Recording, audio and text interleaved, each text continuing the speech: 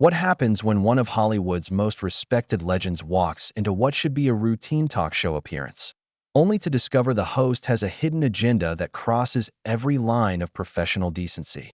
Tonight, we're diving deep into the explosive confrontation that had Harrison Ford storming off the Jimmy Kimmel Live set, leaving producers scrambling and audiences stunned. This isn't just another celebrity feud.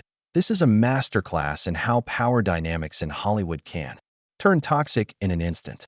Before we get into the shocking details, make sure to hit that subscribe button and drop a comment below with your thoughts, because you're going to want to share your reaction to what you're about to hear. The tension in Studio 6A was palpable. From the moment Harrison Ford stepped onto the set, what started as a promotional appearance for his latest project quickly devolved into something far more sinister. Ford, known for his no-nonsense approach to interviews and his legendary disdain for Hollywood theatrics, had agreed to appear on Kimmel's show as a favor to the studio. Little did he know that Kimmel had prepared what he thought would be comedic gold, but what would actually become a career-defining moment of poor judgment as Ford settled into the guest chair, adjusting his jacket with the practiced ease of someone who had done this dance countless times before. Kimmel's opening seemed standard enough. The usual pleasantries, the obligatory compliments about Ford's enduring career, the setup for what audiences expected would be light-hearted banter about his latest film. But those who knew Kimmel's style could sense something different in his demeanor, a barely contained excitement that suggested he had something special planned. "Harrison, it's great to have you back on the show," Kimmel began, his trademark grin spreading across his face. "You know, I was doing some research for tonight's interview, and I came across some really interesting stories about your early days in Hollywood. Some real behind-the-scenes stuff that I think our audience would love to hear about." Ford's expression remained neutral, but those familiar with his body language could detect the slight tensing of his shoulders. "Well, Jimmy, I've been around long enough that there are plenty of stories. Some worth telling, some not so much." "Oh, but these are definitely worth telling," Kimmel pressed, leaning forward with an intensity that made the studio audience shift uncomfortably in their seats. "In fact, I have some photos here that I think might help jog your memory." This was the moment when seasoned Hollywood observers in the audience began to realize something was very wrong. Ford's publicist, seated in the front row, visibly straightened up, her phone already in hand. The veteran actor's face remained impassive, but his hands, which had been relaxed on the armrests, now gripped them slightly. "Jimmy, I'm not sure what you're getting at, but I'm here to talk about my current project," Ford said, his voice carrying that distinctive edge that had made Han Solo's threats so memorable. "Let's keep this professional." Kimmel's laugh was sharp, almost manic. "Oh, come on, Harrison. Where's your sense of humor? I mean, we're all friends here, right? And friends share embarrassing stories about each other. It's what makes good television." The audience, sensing the shift in tone, had grown noticeably quieter. What had started as anticipatory energy was now uncomfortable tension. Ford's jaw tightened, and when he spoke, his words were measured and deliberate. "I think there might be some confusion about what kind of interview this is supposed to be, Jimmy. When my people agreed to this appearance, we were told it would be a standard promotional interview, not whatever this is turning into." "Relax, Harrison," Kimmel said, but his tone suggested anything but relaxation. "I'm just trying to give our audience some real insight into the man behind the movies. Isn't that what good journalism is about?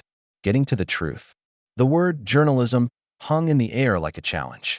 Ford's laugh was short and humorless. "Journalism? Is that what you call this? Because from where I'm sitting, it looks more like ambush entertainment." Kimmel's mask was beginning to slip. The jovial host persona was giving way to something more aggressive, more desperate. "Look, Harrison, I've got a show to do here.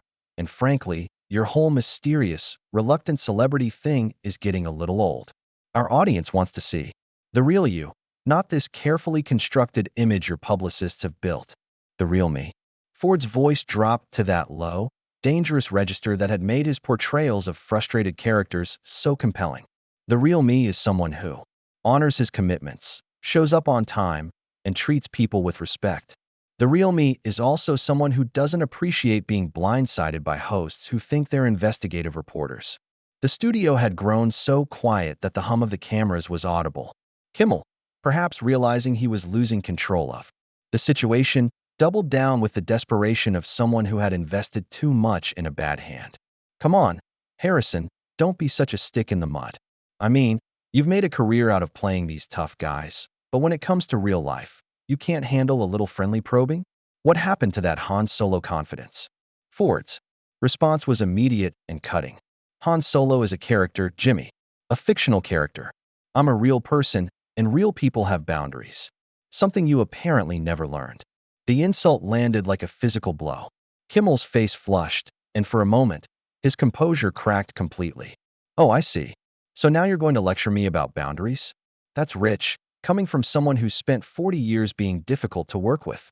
The gasps from the audience were audible now. This had crossed from uncomfortable television into something approaching a public confrontation. Ford's publicist was on her feet, making urgent gestures toward the control booth. But Ford himself remained seated, his gaze fixed on Kimmel with laser-like intensity. Difficult to work with, Ford repeated slowly, as if tasting the words. You know, Jimmy, I've worked with some of the greatest directors in the history of cinema. Ridley Scott, Steven Spielberg, George Lucas. If they found me difficult, they certainly kept hiring me. But then again, they're professionals. They understand the difference between challenging work and cheap shots. Kimmel was spiraling now, his voice rising with each word. Oh, spare me the name dropping. We all know you've been coasting on those same 3 franchises for decades. When was the last time you took a real risk? When was the last time you did anything that wasn't just Harrison Ford playing Harrison Ford? The question hung in the air, like a gauntlet thrown down. Ford's silence stretched for what felt like an eternity, but was probably only 10 seconds. When he finally spoke, his voice was quiet but filled with steel. You want to know about taking risks, Jimmy? Here's a risk. For you. Ford leaned forward slightly, his eyes never leaving Kimmel's face. The risk is sitting here, in front of your audience, and letting them see exactly what kind of person you really are when you think the cameras give you power over your guests. The words hit Kimmel like a slap. His nervous laugh sounded forced and hollow in the suddenly silent studio. What's that supposed to mean? I'm just doing my job here, Harrison. Asking the tough questions. Tough questions. Ford's eyebrows raised slightly, and for the first time since the confrontation began, there was something almost amused in his expression. Jimmy, tough questions come from preparation, research, and genuine curiosity. What you're doing is throwing accusations and hoping something sticks. There's a difference between journalism and harassment. Kimmel's face was getting redder by the minute. The control booth was frantically signaling, but he was too far gone to pay attention. Harassment? That's what you call this? I'm trying to have a real conversation here, not just another boring promotional interview where you give the same rehearsed answers you've been giving for 20 years. You want a real conversation? Ford's voice carried a dangerous calm. Then let's have one. Let's talk about preparation. Let's talk about professionalism. Let's talk about the fact that your producers called my representatives 3 weeks ago and specifically outlined what this interview would cover. None of what you're doing right now was mentioned in that conversation. The accusation landed hard. Kimmel shifted uncomfortably in his chair, and his usual quick wit seemed to have abandoned him. Look, sometimes interviews take unexpected turns. That's what makes good television. No, Jimmy, that's what makes bad television, Ford replied, his tone now carrying the weight of 4 decades in the entertainment industry. Good television respects both the guest and the audience. It doesn't rely on ambush tactics and manufactured drama to generate views. The audience was completely silent now, some looking uncomfortable, others leaning forward with fascination. This wasn't the usual celebrity spat they were witnessing. This was a masterclass in dignity under fire. Kimmel, perhaps sensing he was losing the room entirely, decided to escalate further. Oh, please, don't lecture me about television. I've been doing this show for years, and I know what works. Maybe the problem isn't my approach. Maybe the problem is that you can't handle being challenged. Maybe you're just too old and too set in your ways to adapt to how interviews work now. The ageism accusation was the final straw for many in the audience. Several people actually gasped audibly. Ford's publicist was now standing, clearly preparing to intervene, but Ford raised a subtle hand, signaling her to wait. Too old, Ford repeated, his voice carrying a hint of genuine sadness now. You know, Jimmy, I've been in this business since before you were born. I've seen hosts who could make their guests feel comfortable while still getting great material. I've seen interviewers who could ask difficult questions without resorting to personal attacks. I've worked with people who understood that respect isn't weakness, it's professionalism. Well, maybe those days are over, Kimmel snapped, his composure completely gone now. Maybe audiences don't want that fake politeness anymore. Maybe they want real, authentic moments, even if they're uncomfortable. Ford's smile was sharp as a blade. Authentic? Jimmy, there's nothing authentic about this. This is manufactured controversy designed to generate clips for social media. You're not interested in authenticity, you're interested in going viral. The accusation hit home so hard that Kimmel actually flinched. That's not what this is about, isn't it? Ford's voice carried the quiet authority of someone who had seen it all. Then explain to me why your cameras are positioned differently tonight. Explain why there are more crew members than usual. Explain why I can see at least 3 phones recording from the audience when your usual policy prohibits that. The observations were delivered with the precision of someone trained to notice details, and the effect on Kimmel was devastating. He looked around frantically, as if seeing his own show for the first time. I don't know what you're implying, Kimmel stammered, but his voice lacked conviction. I'm not implying anything, Ford replied calmly. I'm stating facts. This entire setup was designed to create a confrontation. The question is why? What did I ever do to you personally that made you think this was appropriate? The personal question seemed to catch Kimmel off guard. For a moment, his aggressive facade cracked, and something more vulnerable showed through. You want to know what you did? You've spent 40 years acting like you're above all this. Like the whole entertainment industry is beneath you. Like doing interviews is some kind of burden you have to endure. Ford's expression softened slightly, but his voice remained firm. Jimmy, I've never said the industry is beneath me. I've said that certain practices within the industry are unprofessional. There's a difference. I take my work seriously because I respect the craft and I respect the people who pay to see the results. But you don't respect the process, Kimmel shot back, some of his fire returning. You don't respect the promotional side, you don't respect the interviews, you act like it's all just noise that gets in the way of your real work. You're right, Ford said simply, and the admission seemed to surprise everyone in the studio, including Kimmel. I don't enjoy the promotional process, but I do it because it's part of the job. And when I do it, I try to do it professionally. And honestly, what I don't do is use it as an opportunity to settle personal scores or create drama for entertainment value. Kimmel looked like he'd been punched. Personal scores? What personal scores? Ford's laugh was genuinely amused now. Jimmy, you just spent 10 minutes attacking my career, my age, my work ethic, and my personality on national television. If that's not personal, what would you call it? I call it doing my job, Kimmel replied, but the words sounded weak even to him. No, Ford said, standing up slowly from his chair. Your job is to entertain your audience while promoting your guests' projects. My job was to be here, answer your questions professionally, and help you do that. But somewhere along the way, you decided your job was to tear me down instead of building up your show. The movement of Ford standing created a ripple of tension through the studio. Camera operators adjusted their angles instinctively, sensing that something significant was about to happen.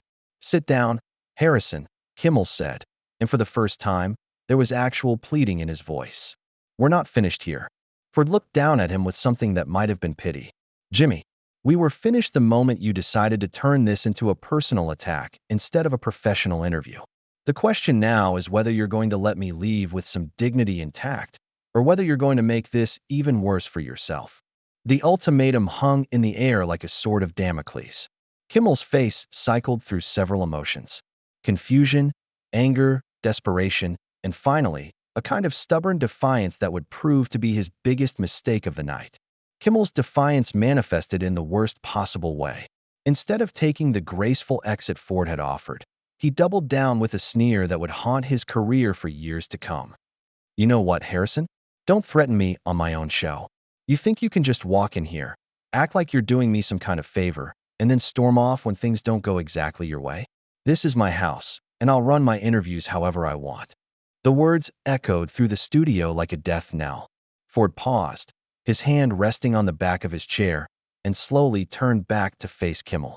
When he spoke, his voice carried The quiet authority of someone who had faced down fictional villains and real Hollywood executives with equal composure.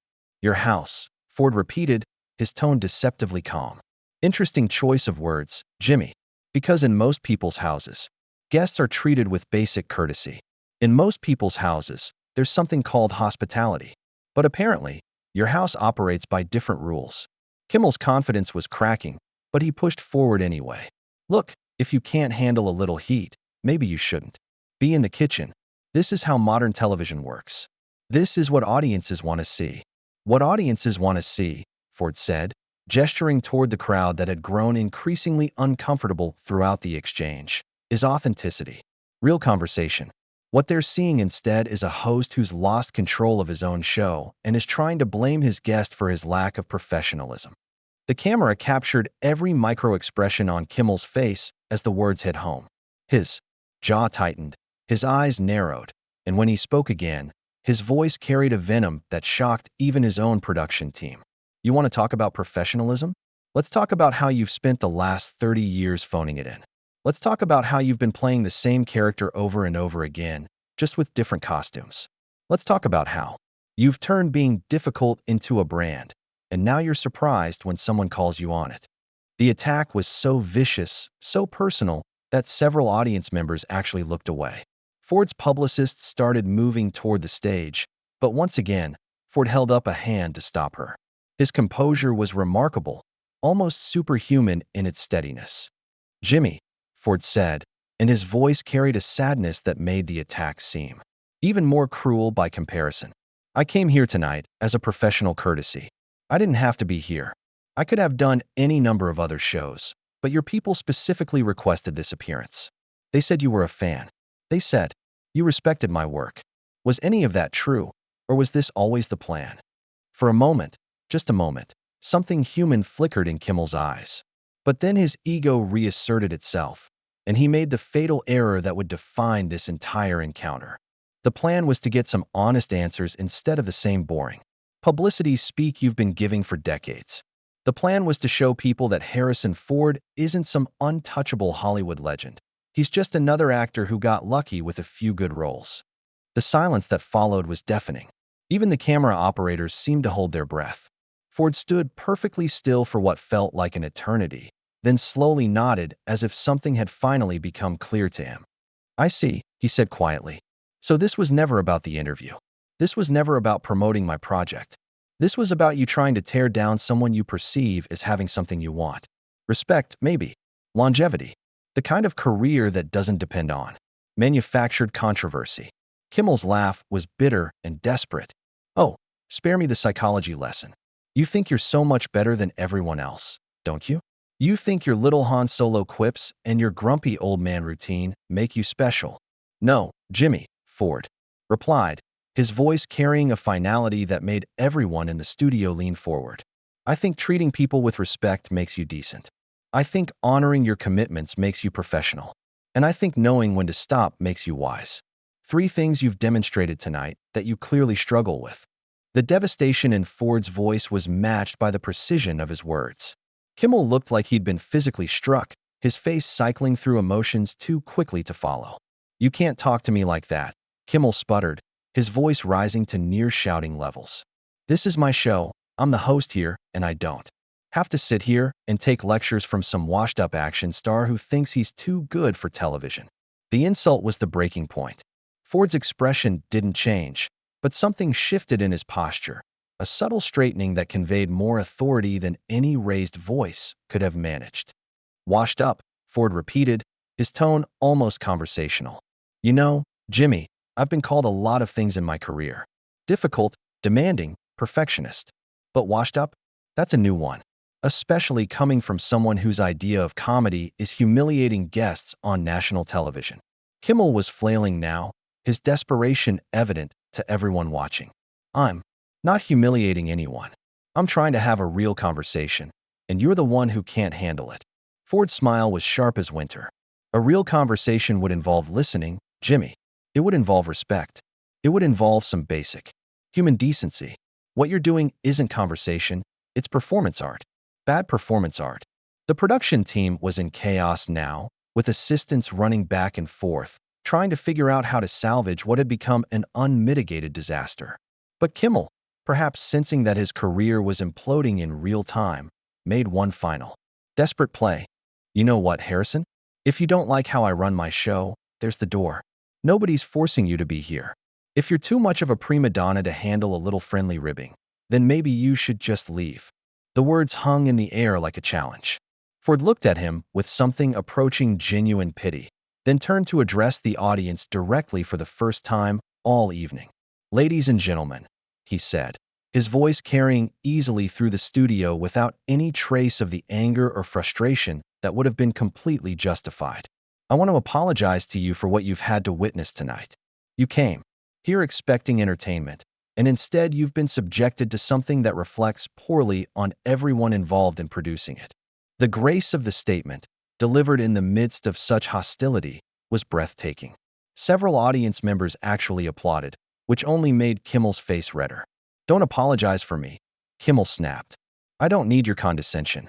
Ford turned back to him with genuine surprise. "Condescension? Jimmy, I'm trying to help you salvage something from this disaster. But if you're determined to go down with the ship, that's your choice." "I don't need your help," Kimmel shouted, finally losing all pretense of control. "I don't need anything from you. In fact, I think this interview is over. Security, please escort Mr. Ford from the building." The request was so absurd, so completely inappropriate, that for a moment nobody moved. Ford looked around the studio, taking in the shocked faces of the crew, the mortified expressions of the audience, and the desperate panic in his publicist's eyes. "Security," Ford said, his voice carrying just a hint of the dry humor that had made him famous. "For a talk show guest, Jimmy, you've managed to accomplish something I didn't think was possible. You've made me feel sorry for you." He turned to leave, but Kimmel couldn't resist one final shot. "That's right, walk away. Just like you always do when things get difficult. Run back to your trailer and your demands and your inflated sense of self-importance." Ford paused at the edge of the stage and looked back one last time. When he spoke, his words were quiet but carried clearly through the studio's sound system. "Jimmy, I've been doing this job for longer than you've been alive. I've worked with directors who screamed, producers who lied, and co-stars who tried to sabotage scenes. But in 40 years of making movies, I have never encountered anyone as unprofessional as you've been tonight. That's not an insult, it's just a fact. And facts, as you've demonstrated, are something you have trouble handling." With that, Harrison Ford walked off the Jimmy Kimmel Live stage, leaving behind a host whose career would never fully recover from the spectacular public meltdown he had just orchestrated. The audience sat in stunned silence as security, embarrassed and confused, made no move to follow Ford as he exited with his dignity intact.